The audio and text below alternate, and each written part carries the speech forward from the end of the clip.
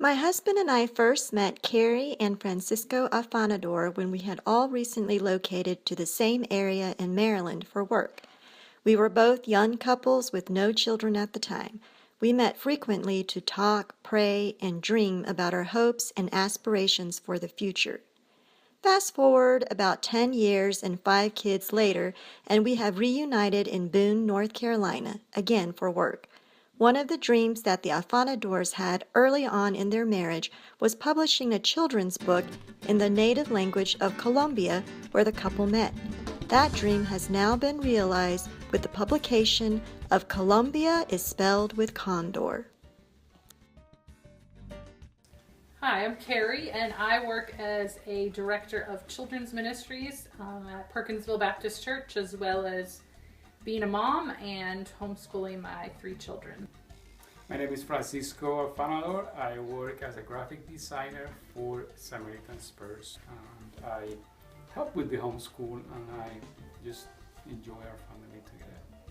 When did you first get this idea to publish a children's book or to even create one? It was really Carrie's idea in the first place. Being from the States, we were living in Colombia when we just got married, and she said, hey, look at this.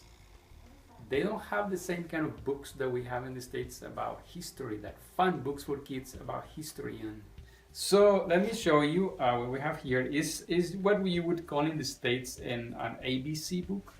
And it just goes through the Spanish alphabet or letters, and then just tells a little story on each page about different things. It's a very regional book, so if you're Colombian, you would definitely get it. It's about flavors and places, things that are really appreciated in our culture, and that you would really enjoy if you were from Colombia.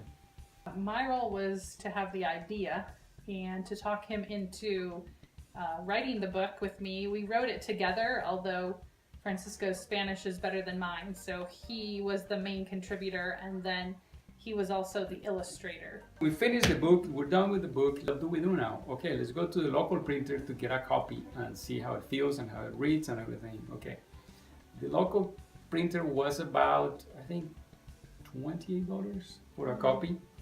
So that was the first encounter with reality. This is going to be expensive to print a very small number of copies. Then we just settled with online publishing, like self-publishing through Amazon.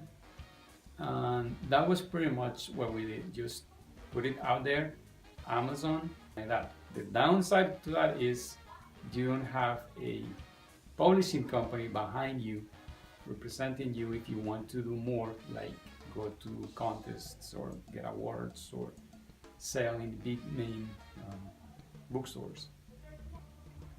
But we really think the book is really Colombian, so we need to do something to sell it in Colombia. So last year we went to Colombia, we took with us some copies, and we shared to different people, family, friends. It was really well received, but really nothing beyond that point. The story of how it got published into a real hardcover book in Colombia was really a miracle. That's the only explanation we have. It was God's hand there to provide an amazing contact. My brother and sister-in-law were visiting a small village for vacation one weekend, and they talk to everybody, they make friends with everyone. And sure enough, one of them was the commercial director of a small editorial house in Colombia.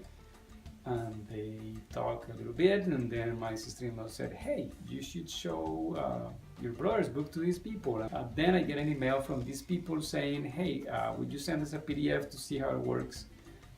We like it, let's do it. Finally it went through. We still don't believe that it happened. The graphic design part I was fine doing. I was totally fine, very comfortable doing that part. The illustration was a struggle because I don't consider myself an illustrator, and we didn't want to pay X amount of dollars for professional illustration because it would get too costly. Then Carrie, who is the visionary, she said, why don't you do it? Why don't you illustrate the book? No, I'm not an illustrator. I cannot do this. For a professional book, real book to sell? No, no way. And then she pointed to me a card that I made for her for an anniversary. And she said, what about that?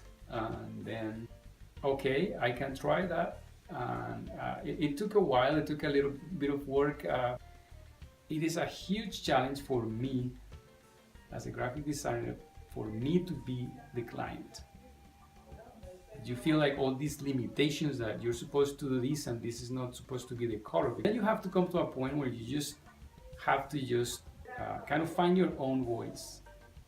It took a little bit of pain to get there, but it was very rewarding when I finally got there to see, okay, this is the illustration style that I'm gonna be, and that's my illustration style. It's been very well received.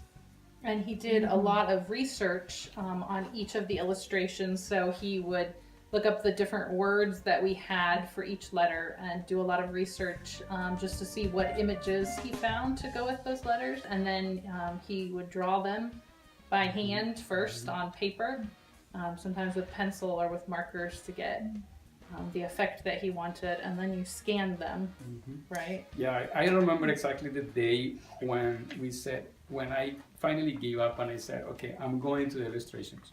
We went to Michael's, got those 2 ink pens, nice paper, let's do it. It took about a year to finish because it's like, what, 26, 27 illustrations?